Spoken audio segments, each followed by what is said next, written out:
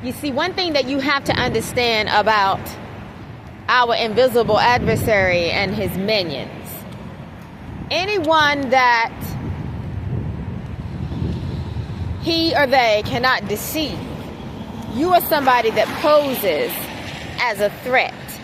You are not only a threat to their system, but you are a threat to them personally. And that is the reason why we live in a world that desires to keep people blind.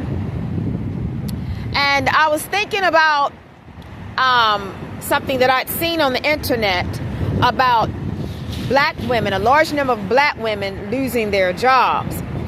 And I'm not addressing anyone specifically because I don't know, people personally. But my thing is, when the Lord blesses you with something, or however you get your means, because not everything comes from God, it pays to be humble with it. Not only does it pay to be humble with it, it pays to also not disrespect other people just because they may not have acquired what whoever's and whatever's are out there acquired from somebody else's institution. Now, I'm not in any way saying that there's anybody that has done that, but we all know that there are people in this world that walk around as if they think they're better than everybody and talk to other people in a condescending manner and, mock other people, pick at other people, make fun of other people. They put down other people because of what their occupations may be, whether they be male or female. And so you can't disrespect other people without God one day making you walk in their shoes.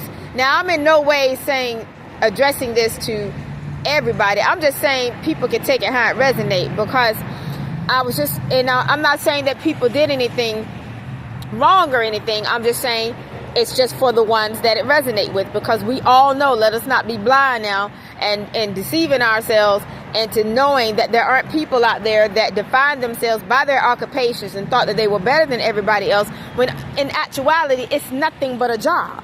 It is nothing but an occupation. It is a system that surrounds you that wants you to see it as something that defines you. But it's only a task. It's only a craft. It's only an assignment. Your job is not who you are. Your job is what you do for the stability of life, to sustain your life in this world and your livelihood. And when you don't own something, you're not the master of it. And that's not to say that the person that does own it should be the master of it, especially because of the means by which they obtain that thing, which is through theft. And that goes back throughout history. But my thing is this: I feel like that when you're making a nice, decent amount of money, what you're supposed to do is get together with like-minded individuals and build together. And see, what a lot of people do, especially in the black community, they want to be so separated, and what's theirs is theirs, what's yours is yours, what's mine is mine. And as long as you have that type of mentality, you cannot build a kingdom. You cannot build an empire being as an individual. It takes a village to raise children, just as it takes a collective group of people to build an empire. And the thing about it is, in trying to build something in America, is that though you are trying to build something, you are still building something that will be a structure within a structure. And it is those that are collectively coming together and have those who have collectively come together outside of the structure that you're trying to build internally. That's the reason why, collectively black people cannot get ahead. Now, I don't want to make this conference be about black people, because I know there are people of other nationalities, they're having difficulty as well. But let me tell you something, and this is a word, this can apply to you guys as well, because I just had to address the black women specifically because of what I saw on the internet. But I feel like that this economic decline in the United States is affecting a large number of people. And, it is demonic. We have a demonic structure around us.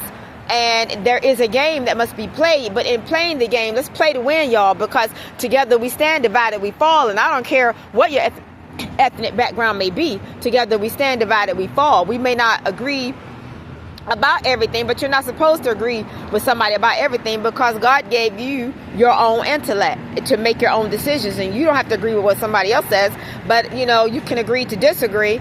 And me personally, I don't disrespect anything, other people's views and viewpoints and feelings about things. If that's how they feel, that's how they feel. Just like if that's how I feel, that's how I feel, you know, and I don't care who don't like it. I got a right to be who I want to be and feel and think the way that I want to feel and think. You know, God, I'm a free moral agent, and God gave me the free will to be whoever I want to be.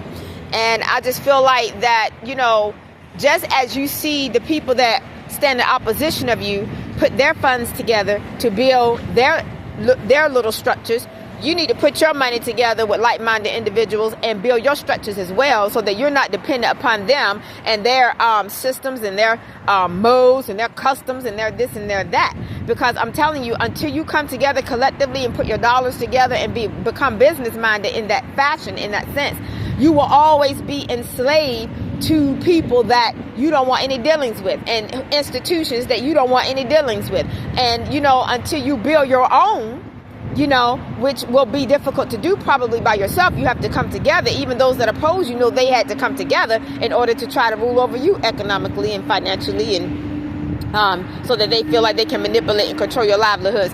But you can't give people that type of power. But they take that type of power when they see that you're not moving the way that they do. You have to study an enemy and see if something is working for them. Study your enemy and come together with like-minded individuals, because I'm telling you, in coming together, it just may work for you, especially when God is on your side. That's the daily bread for today, okay? And one more thing I want to add to you guys: don't sweat the small stuff, because despite what your enemies think they're doing, God is still on the throne, and your footsteps are ordered by the Lord. So don't waste your time fighting the little battles. You wait for the war, because the battles are won, and the war is definitely where your victory will be made manifest.